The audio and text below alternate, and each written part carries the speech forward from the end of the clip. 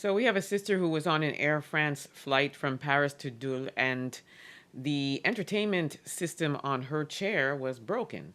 So she asked if she could be, moved, obviously reassigned so that she can enjoy the entertainment, right? So they moved her next to one of the folks, and I guess he wasn't happy at the fact that she was moved next to him. So take a look at what happens.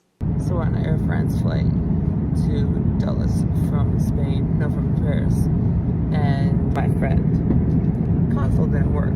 So they reset her next to this man. Let him turn around. Please let him turn around. And he told her what? He said, why are you sitting here? I said the flight attendant said I could move here because my seat isn't working. And he literally just kept questioning me and looking at me like, I don't have to give you a reason. You did not buy the seat.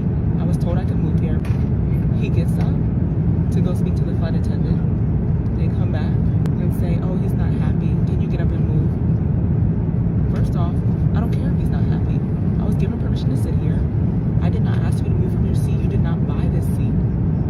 So why are you asking me, a black woman, to get up and move? If he wants to move, he can get up and move. If he doesn't want to sit next to someone black, that is not my problem. Is that he didn't understand why he wanted to sit there.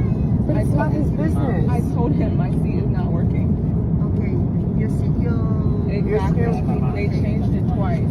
And then the flight attendant, the tall one, I don't know his name, he said, here's two options of seats that you can move to.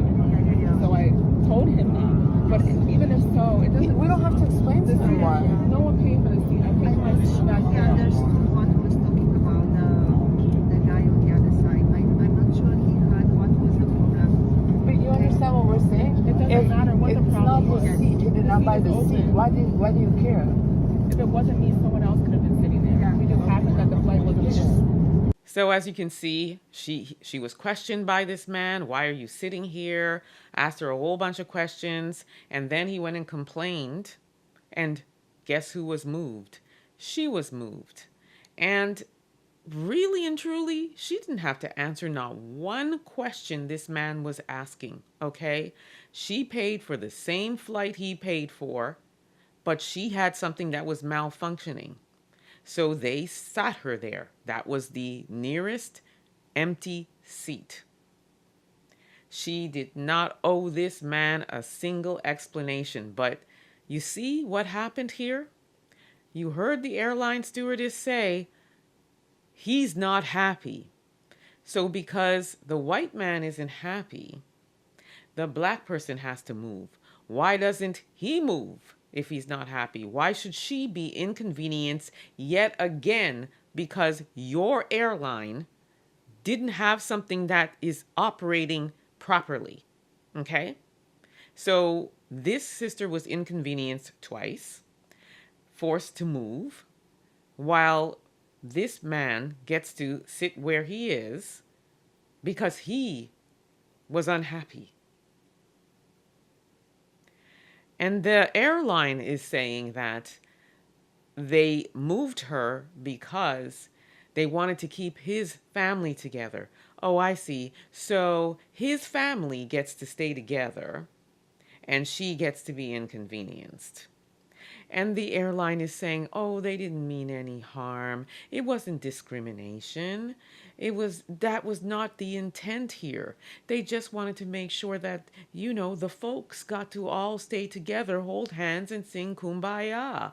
So, sister has to move. That is racist, okay? You can try to whitewash it and color code it whatever way you want to. The facts are the facts. Black woman's entertainment system malfunctions. Black woman raises the concern. Black woman is moved to sit next to a white man. White man asks her, why are you sitting here? Along with a whole bunch of questions. And then all white man had to do was say, I'm not happy with this black woman sitting next to me. And the black woman moves. Now, the friend who is narrating this whole situation is also one of the folks. What do you think would have happened if the friend had a malfunctioning entertainment system and the friend was moved next to this white man. Do you think that white man would have asked all those questions and complained? Absolutely not. There wouldn't have been an issue. There wouldn't have been a concern about the family not seated together. None of that would have happened. In fact, they probably would have had a wonderful conversation and flight. So let's not play with each other here. Okay, we know what this is. And if I was this sister, who by the way, her name is Michelle Momo, I would be suing that airline for discrimination. I definitely would have been doing that. Not only would I have been doing that, let me just tell you something. I would not have been moving anywhere, and I would not have answered that person's questions, not 1 ounce. I would not have been moving. We're all going to be uncomfortable. We're all going to be unhappy. I don't care if that flight has to be grounded. None of us is going to enjoy this trip because I'm not moving. I paid the same amount that this person paid, and I have something that's not working. So I'm not going to be inconvenienced at all.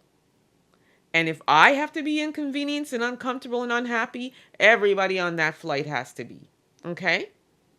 And that's how I would have rolled with that one. I will not be discriminated in the air trying to get to my destination. And I'm going to assume that this sister probably really just wanted to get, to her destination and enjoy her trip. But at the end of the day, she left hurt, upset, heartbroken, discriminated, treated in an inhumane manner, right?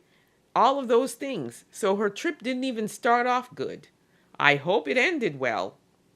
But at the end of the day, the only person who's left unhappy is this sister. So please, Michelle Momo, please sue, sue, sue, sue, sue, sue.